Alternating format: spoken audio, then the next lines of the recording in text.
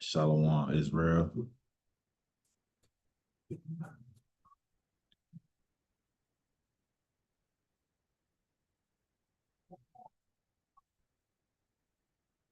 All right, Lord willing, you can see the screen. All right, first and foremost, I want to give all honor and glory to the Most High God, Yahweh, by Hashem Yahweh Shai. All right, it's in His name that we do everything that we do, all these classes and lessons. In the name of the Most High God, Yahweh, by Hashem Yahweh Shai. All right, let me make sure that I'm on real quick.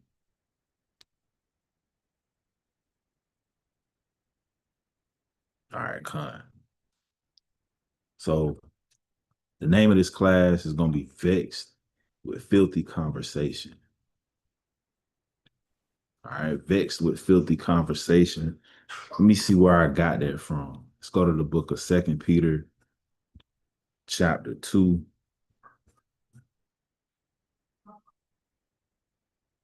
And we're going to start at verse 6. All right, Vexed with Filthy Conversation. We want to make sure. Got some. Okay, Con. Yeah, we want to make sure that we walking in the spirit of the Lord the best that we can. And the Most High, all praises to the Most High. He gave us, several examples of righteous people in the Bible to model ourselves after. All right, so let me get this in the book of 2 Peter chapter 2, and I'm going to start at verse 6. It says, and turning the cities of Sodom and Gomorrah into ashes, condemned them with an overthrow. So it's going into Sodom and Gomorrah during the time of Abraham and Lot. All right, it says the Lord condemned them cities with an overthrow, making them an ensample unto those that after should live ungodly. So, like I was saying, the Most High God gave us a lot of different examples in the Bible of to learn from, brothers and sisters who made mistakes and came back from it, but also He gave us examples of how to live in a world that's ungodly. All right. It says, unto those that after should live ungodly. It says, and delivered just Lot, vexed with the filthy conversation of the wicked. So where it says right here, and delivered just Lot, it's saying that because we know that Lot wasn't the only one who made it out of the city. It's saying that Lot was a just man, right? So what made Lot a just man? All right, let's go to the book of Ezekiel. Ezekiel chapter 18 and verse 5. What made Lot a just man? All right. It says, but if a man be just and do that which is lawful and right. All right. So that's what Lot did. Lot did that which was lawful and right. That's what got him delivered from the destruction of the world that he was living in, the world of Sodom and Gomorrah. All right. So what does that mean for us today? Let's go to the book of Revelation, chapter 11. Revelation chapter 11. What does that mean for us today?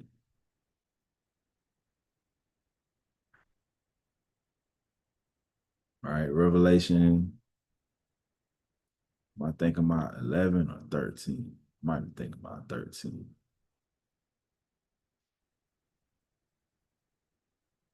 Uh, no, I'm thinking about 11 and 8. It says, and their dead bodies shall lie in the street of the great city, which spiritually is called Sodom and Egypt, where also our Lord was crucified. Right. So the Lord prophesied through the prophet John the Baptist, John the Revelator, that our dead bodies, our people, would be in a dead condition in the streets of a great city, which is spiritually called Sodom and Egypt. Well, what were they doing in Egypt? They had a lot of gods that they was worshiping in Egypt, over 300 gods that they were worshiping, right? They built their wealth off of the slavery of the Israelites, God's people, the same way that they do over here. And Sodom was full, not just with homosexuality, but with all type of crime, right? You had people that was uh lax in the spirit. Let me get this precept where it says, let me get this precept real quick. I want to say it's in Wisdom of Solomon. Let me look at Wisdom of Solomon, chapter 10. Or it might be,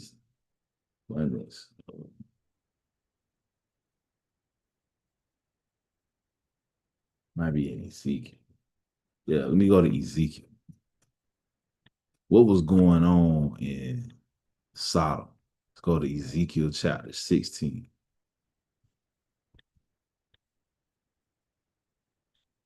The one just homosexuality, like, you know, we harp on so much, right?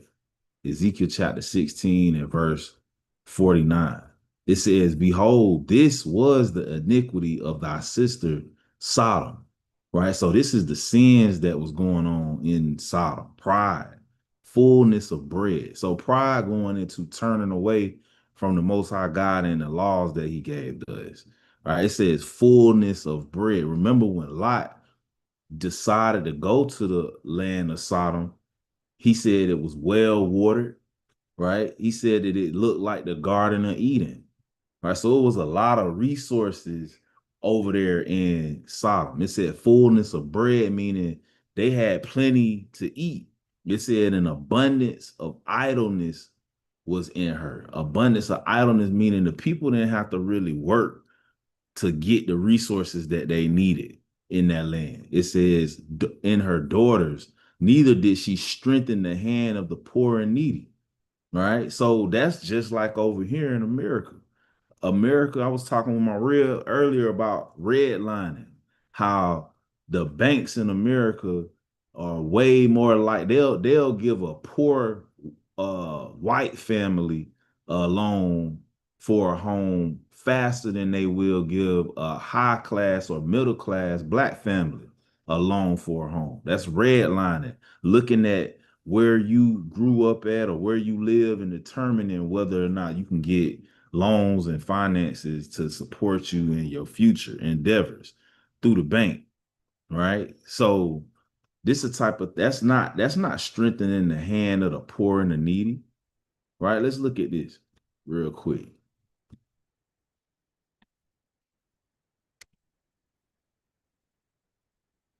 Red line.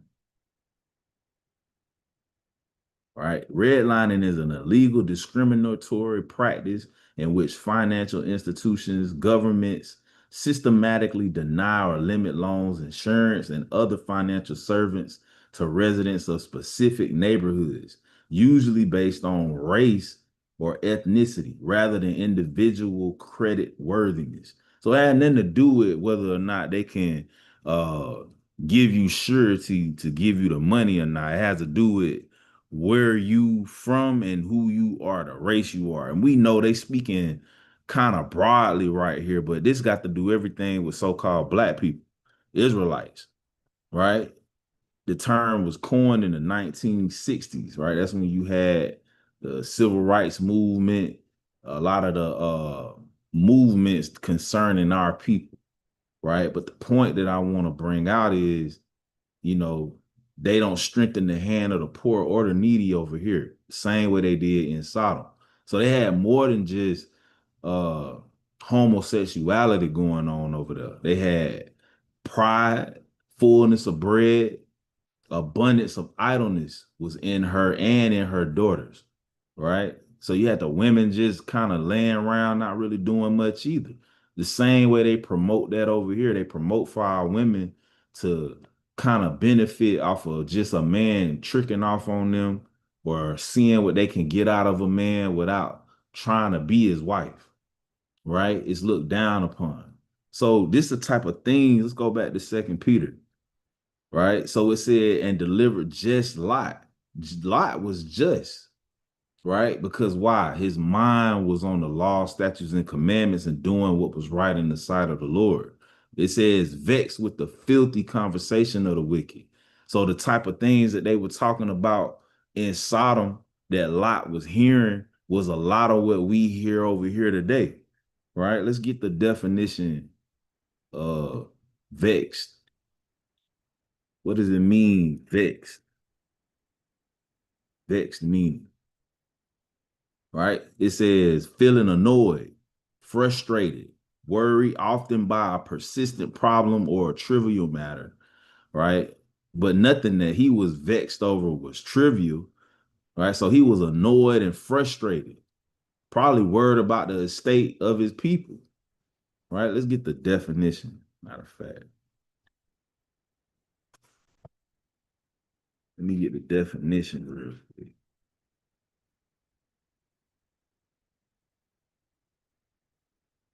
Keep showing me. Merriam-Webster. So it say a feeling or showing irritation, annoyance, or distress.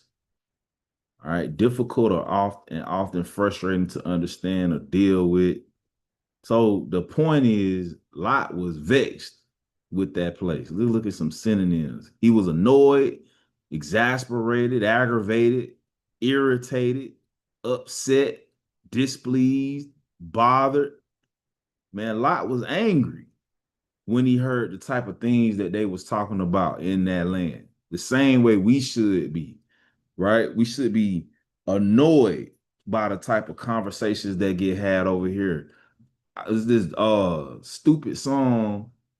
I think it's Young Miami talking about. I don't even want to sing it. It's annoying as hell to me though, because it's promoting our people to be frivolous with their money. The people work hard for their money, man, and it's promoting us to just spend every dime we got and steal out of, you know what I'm saying? It's an annoying song, man. All this music that they put out is vexing, and it should be vexing to your spirit. If you're trying to keep the laws of the Lord, right? This is the type of way we have to be. We have to be like Lot if we want to be delivered from the destruction that's getting ready to come to this place. Right? Let me get this precept real quick. This is why, because it said Lot got delivered out of Sodom, and because he was just. You get this precept real quick. I just thought about it. All right, let's go to Isaiah. Isaiah chapter 13. This is why we need to be vexed with this conversation in this world is the same way that Lot was. Why? Let's go to verse 19. It says, in Babylon, the glory of kingdoms, the beauty of the Chaldees, excellency shall be as when Yahweh overthrew Sodom and Gomorrah. So this place is gonna get overthrown just like Sodom and Gomorrah, the same way that Sodom and Gomorrah got overthrown, right? This is one precept. And you look at Jeremiah real quick.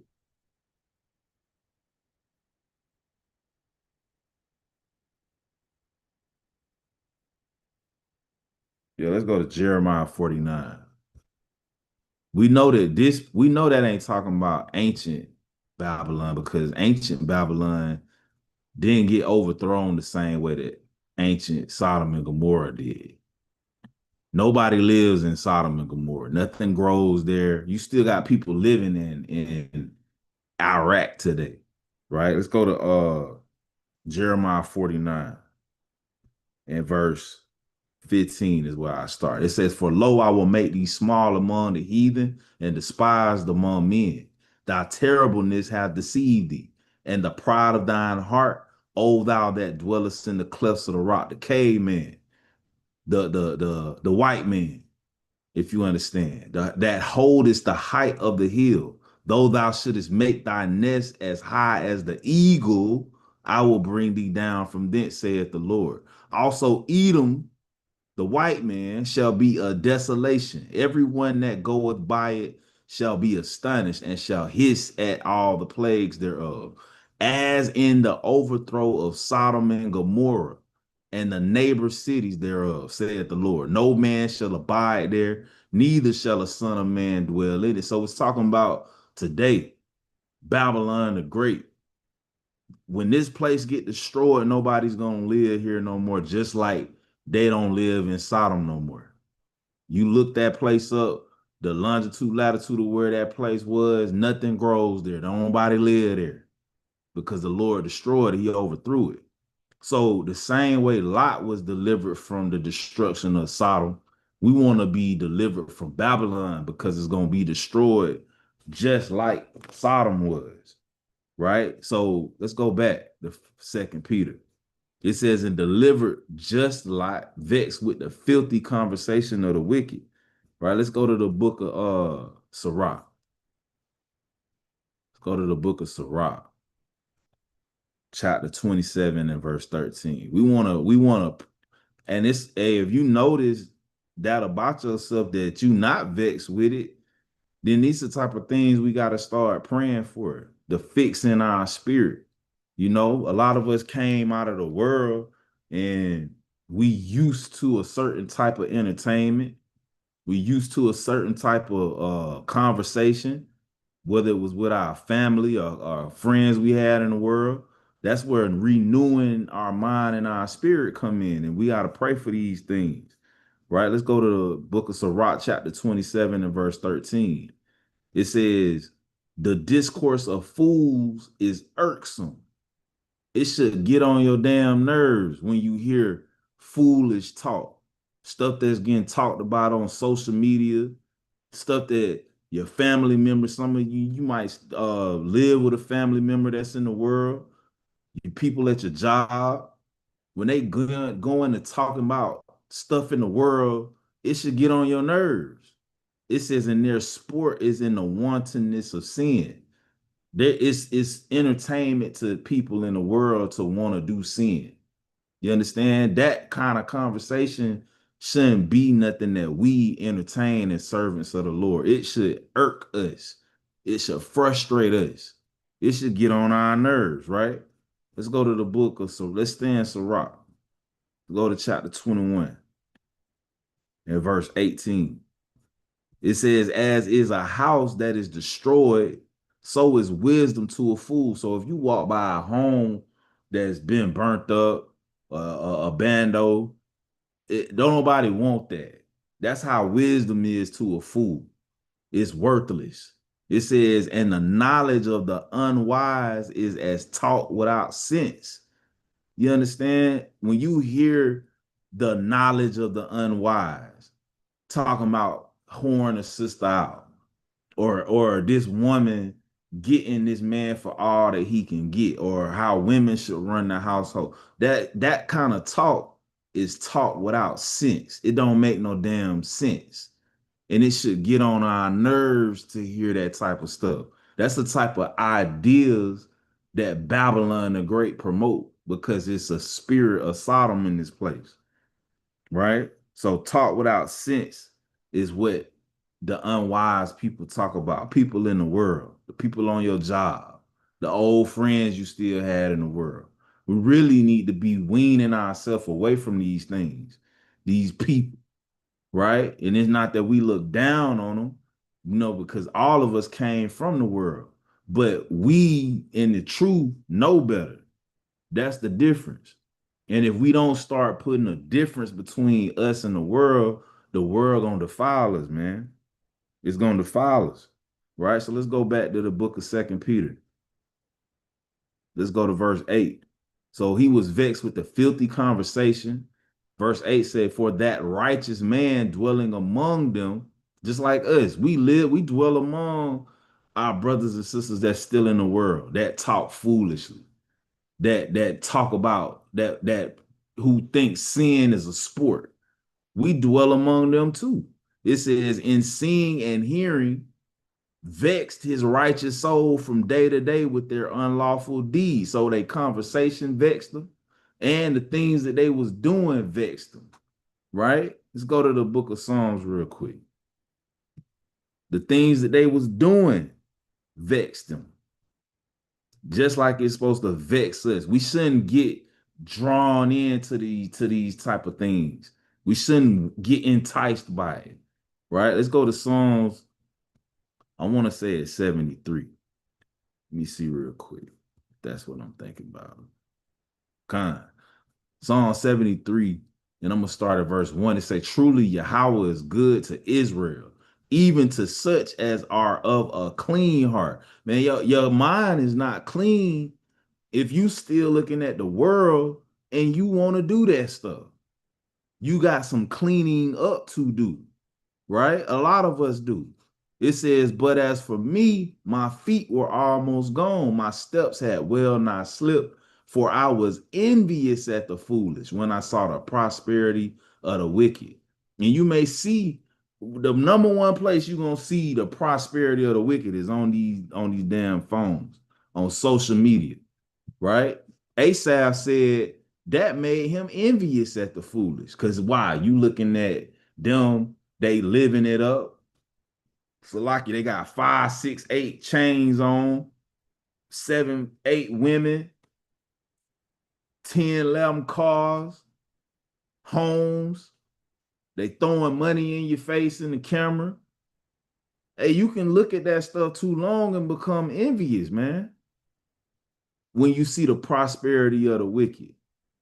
He said, my feet were almost gone. He talking about his mind, right? Because your feet are likened unto your mind. He said, my steps had well nigh slipped, right? Because he went to envying and looking at the wicked, looking at their deeds. But Lot say that stuff vexed his soul, man.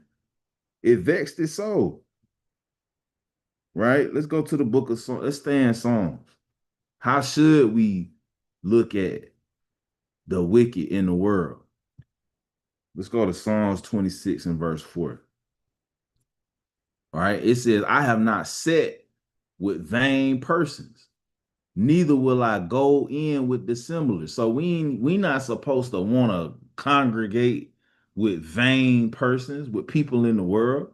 Do we look down on them? Nah, but we know better. We know better. I'm gonna tell you something. If you call yourself finna just go hang out and do what they doing, they gonna defile you. And I'm gonna show you that.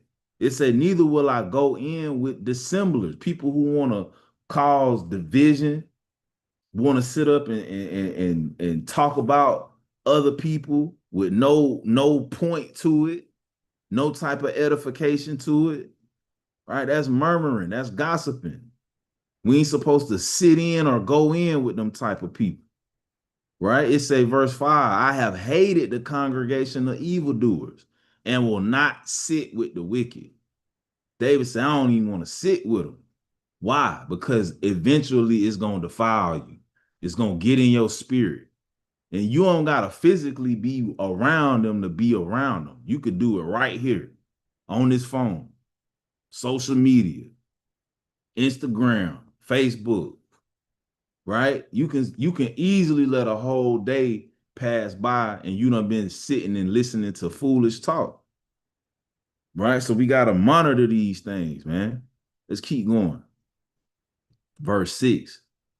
He says, I will wash my hands in innocency, so will I compass thine altar. And the Lord said that in the book of 2 Corinthians 6, 17 and 18. He said, touch not the unclean thing. And in the first place you become unclean is in your mind. How you feel about these sins. It's a difference between being disciplined and you love the Lord. A lot of times we don't practice these things because we're doing it out of discipline. But you really still want to smoke weed. You really like how you really wish that you could put the bodysuit on. It's the summertime. You see all these other women out here wearing and showing their skin and their body. They got the bodysuit on, and meanwhile, you hot because you got to cover yourself up. And you wishing that you could do what they doing. That's something only you know deep down inside you. That's something only you know. right? To compass the altar of the Lord, you got to wash your hands, man. In innocency, meaning what? We got to be blameless, right? Let's keep going. It says that I may publish with the voice of thanksgiving and tell of all thy wondrous works. And you don't want to tell of all the wondrous works of the Lord, but inside you still desiring to be out there with them. Right? So we got to look at how we feel about these things. Let's go to Psalms 101. Psalms 101. And I'm going to start at verse 2. It says, I will behave myself wisely in a perfect way. Oh, when wilt thou come unto me? I will walk within my house with a perfect heart. And that's something we gotta seek. We gotta ask ourselves, can we say this to the Lord and mean it? But I will behave myself in a perfect way. When will thou come unto me? When the Lord return, I will walk within my house with a perfect heart. Not just when brothers and sisters can see you in your house, when you got free time, when you got leisure, when nobody there but you. How you walking in your house, in the walls of your house? We're supposed to be doing it with a perfect heart. It says, I will set no wicked thing before my eyes. This damn thing is full of wickedness. We got them, and Lord, all praises to the Most High. We can use it for good, but it's a lot of wickedness on these things, man. A lot of wickedness. The question is you gonna set a wicked thing before your eye? It say, I hate the work of them that turn aside, it shall not cleave to me. Some of us love it. We not doing it, but we love it for real inside. It says, a froward heart shall depart from me. I will not know a wicked person. Damn. He said he ain't gonna even know a wicked person. Somebody that just don't give a damn. That you try to tell them about the Bible and I don't want to hear that. That's a wicked person, man. David say, I won't know a wicked person. Whoso privily slandereth his neighbor, him will I cut off. And some of that's going on in the truth. You got brothers and sisters that's lying on brothers and sisters in the truth. Right? If you know a brother like that, you're supposed to cut them off. It say, him that have an high look and a proud heart will I not suffer. My eye shall be upon the faithful of the land, that they may dwell with me. He that walketh in a perfect way, he shall serve me. It says, he that worketh deceit shall not dwell in my house. And some of y'all got people who you know deceitful in your house. Y'all hanging out, doing whatever. Y'all, and you know that person deceitful. You know they ain't right. He that telleth lies shall not tarry in my sight. Right? So you supposed to separate yourself from these type of people, man. You're supposed to be vexed with that type of behavior, like Lot was. Right? Let's go to Sirach, chapter 13, and verse 15. This what you kind of find out is that the people you around or the people who you associate with is usually a reflection of who you are, right? This is what the Bible say. It says, verse 15, it says, every beast loveth his like, and every man loveth his neighbor. Hyenas and hyenas hang together. Lions hang with lions. Sheep hang with sheep. You don't see like the damn Lion King. You got a pig and a lion and a rat. What, it was, a squirrel, a rat? What, you don't see that. That's a cartoon. The Bible say every beast loveth his like and every man loveth his neighbor. Right? Let's keep going. It says all flesh consorteth according to kind, and the man will cleave to his like. Meaning you're gonna put yourself around people who are like you, whether it's good or bad. Right? Most people gonna hang out with people that's like them. If you like the gossip, there's a chance more than likely that the people you hang around like the gossip. All right. If you like to get drunk, then people you around probably like to get drunk. If you like correction, then more than likely the people you around like correction.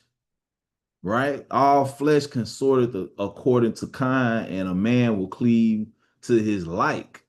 If you like hanging with worldly people, it's a chance that means you worldly. If you think in your mind it's a good idea to go hang with somebody who in the world, then you really are in the world, right? It says, what fellowship have a wolf with the lamb? So the sinner with the godly. So in this situation, the sinner is the wolf. It says, and the lamb is the godly. What the wolf gonna do to the lamb? He gonna eat him up. The lamb gonna get the short end of the stick in this equation. That's you in this truth thinking that you gonna go and hang with them in the world and it's gonna work out for you some type of way. No, they a wolf and you a lamb. They gonna devour you. They gonna eat you up, man. You can't put yourself around that, right? Let's go to Sirach chapter 12.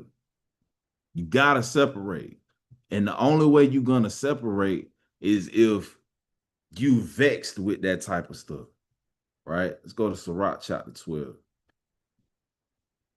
chapter 13, chapter 12 and verse 13. All right, the Bible say, who will pity a charmer that is bitten with a serpent, or any such as come nigh wild beasts? I was watching something and the dude was like, gave an analogy about a frog and a scorpion, right? And the scorpion asked the frog to carry it across the water, and midway through their travel across the water, the scorpion stung the frog as he was being carried by the frog. They both drowning, and the frog looking asked the scorpion, why you stung me? And the scorpion can't say nothing but, hey, it's my nature. That's what I do. I sting. Well, in that analogy, you in this truth would be the frog. And you putting yourself in a dangerous situation when you get around people in the world. You gonna come out on the short end of the stick, right? Let's keep going. Next verse. It says, so one that goeth to a sinner and is defiled with him in his sins, who will pity? You gonna get defiled with them. You gotta observe the time. I know a lot of us, most of us got family that's in the world. You know, your mom, your dad, your sister, your brother, and sometimes we have to interact with these people. But the Bible say if you among the indiscreet, you got to observe the time. Handle whatever business you got to handle with that person, and then you got to get up out of there. It's not that you look down or think that you better than them, but you understand what the Bible say. The Lord say that you're going to be defiled with their sins if you trying to be amongst them, if you're trying to hang out with them, if you're trying to have one foot in this world and one foot in the truth, eventually you're going to get defiled, and nobody's going to pity you, because we supposed to know better in this truth. We supposed to know better, right? Let's go to the book of Second Ezra. Let's go to Second Ezra, chapter 16 and verse 49. All right, it says, like as a whore envieth a right, honest, and virtuous woman. Why would a whore envieth a right, honest, and virtuous woman? Because the latter woman is doing the things that she's supposed to do. When you doing what you're supposed to do, you're automatically going to shine a light on the darkness that the people who aren't doing what they're supposed to do. You're going to shine a light on them. It's going to be like turning on a light in a room full of roaches. In this world, if you doing what you're supposed to do, they're going to envy you. They don't really like you like that, right? We talked about that a while back, man. A man is envied by his neighbor for the good that he do in the book of Ecclesiastes.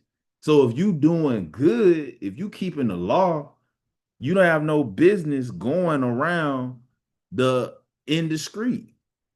It says, like as a whore envieth a right and honest, virtuous woman. Right? It says, so shall righteousness hate iniquity. If you righteous, you supposed to hate iniquity. We supposed to be vexed with it. We not supposed to like it or be enticed by it. You either love it or you hate it.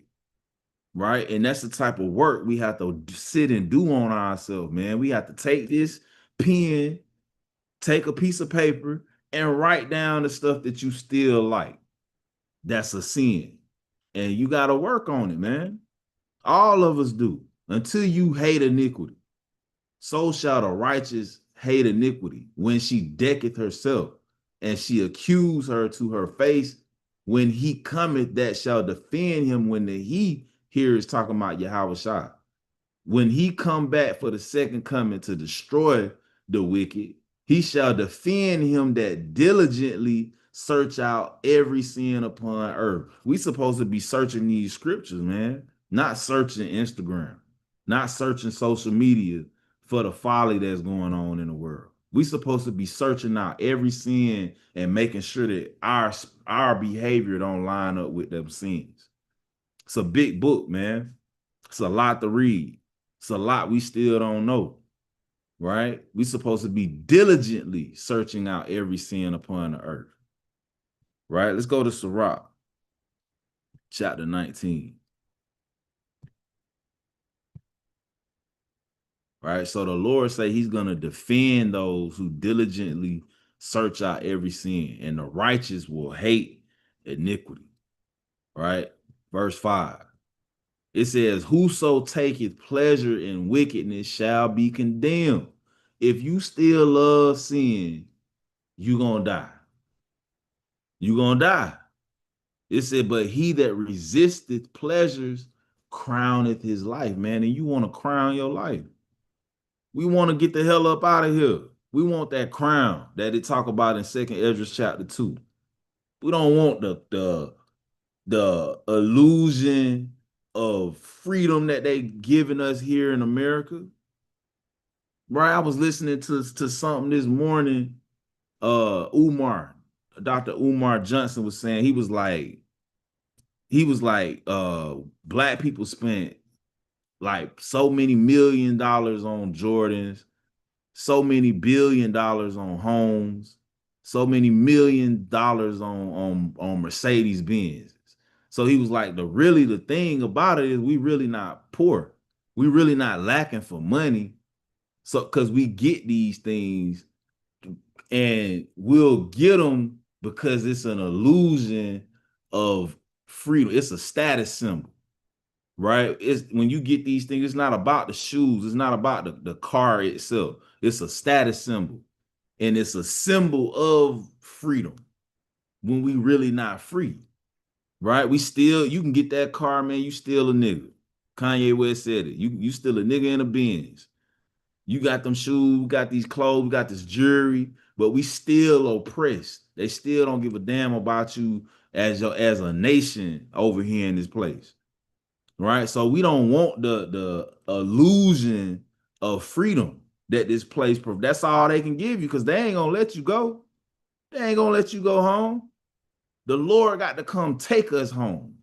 You understand? So it say, but he that resisted pleasures crowneth his life, man. You want to resist the pleasure of sin in this life. As long as you living, as long as we in this world, in this place, we got to resist the pleasures that come with sin. Right? So let's go back. Matter of fact, let's go to 2 Peter chapter 3.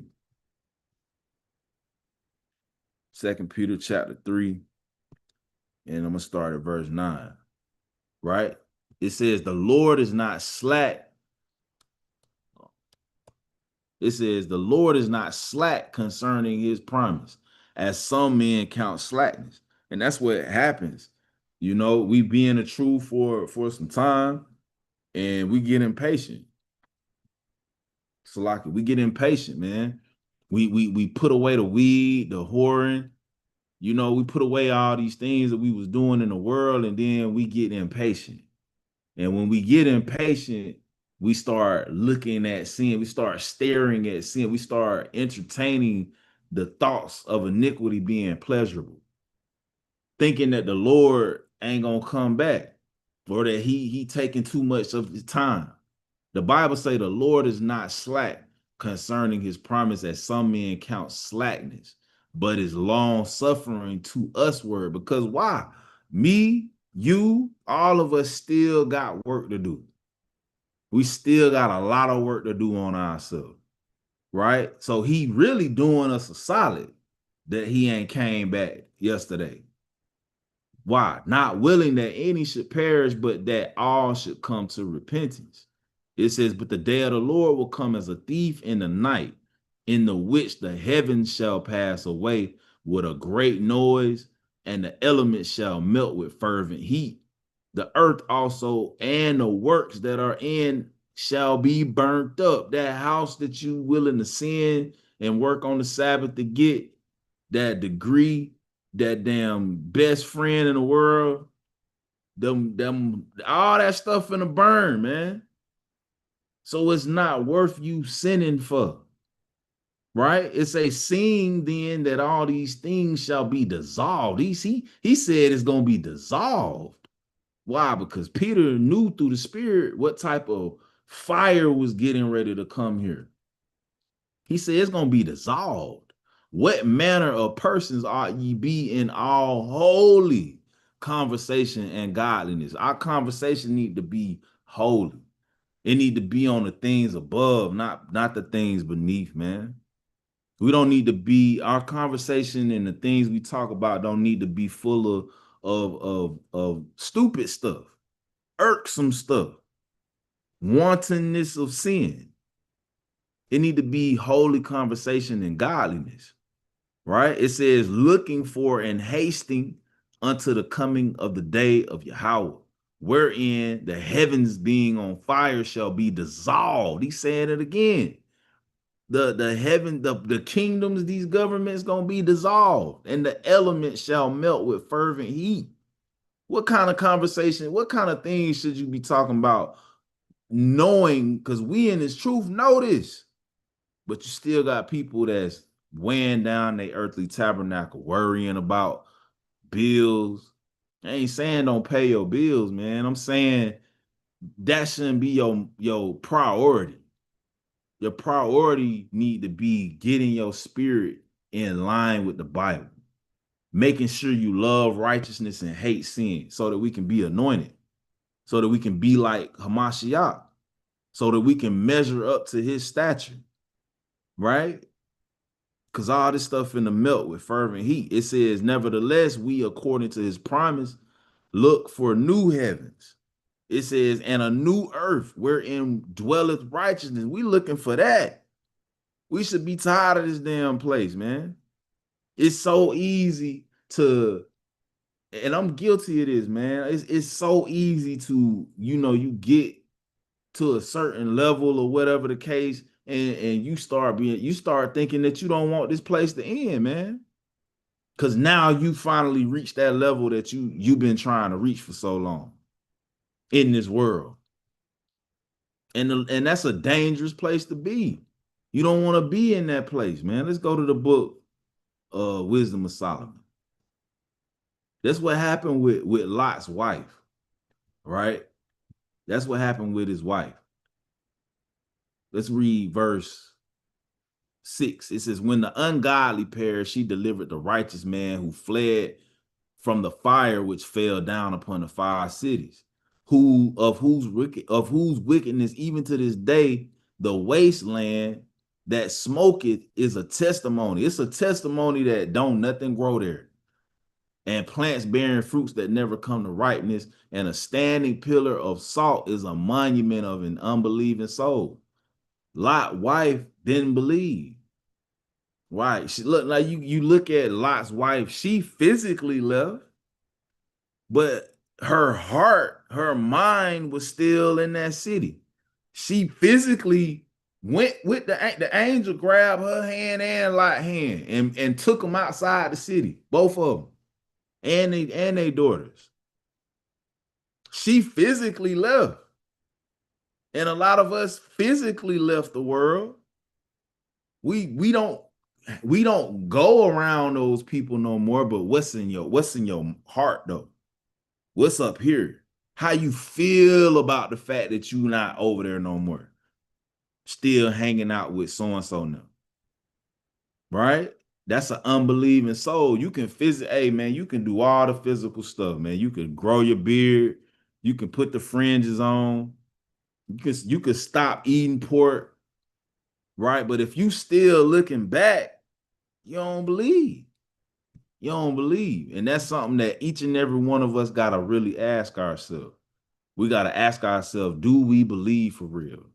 How do we fit? Do I still like that sin? And you got to pray against that thing, man. Right? Let's keep going to 2 Peter chapter 3 in verse 13. It says, nevertheless, according to his promise, look for a new heavens and a new earth wherein dwelleth righteousness. It says, wherefore, beloved, seeing that ye look for such things, be diligent. And that goes into looking inside yourself. Be diligent that ye may be found of him in peace, without spot and blameless. And you know whether or not you damn blameless or not. You know, I can't tell you, brother Nashan can't tell you if you blameless or not, but you know, right? You know if you without spot. You know if you still harboring envy, jealousy. You still got the mentality and mindset of America. You sisters, you brothers, especially you sisters. A lot of y'all still think like Americans, and you got to fix that, right? You can't get into the kingdom still thinking and moving through the spirit like an American, right? We are ancient Eastern people.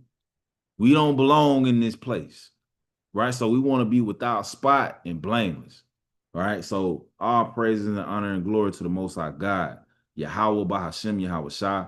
Most High willing, you got something out of it, right? We want to be vexed with this conversation and this is going on in this world, man, with the conversations and with the deeds of this world. All right. Shalom.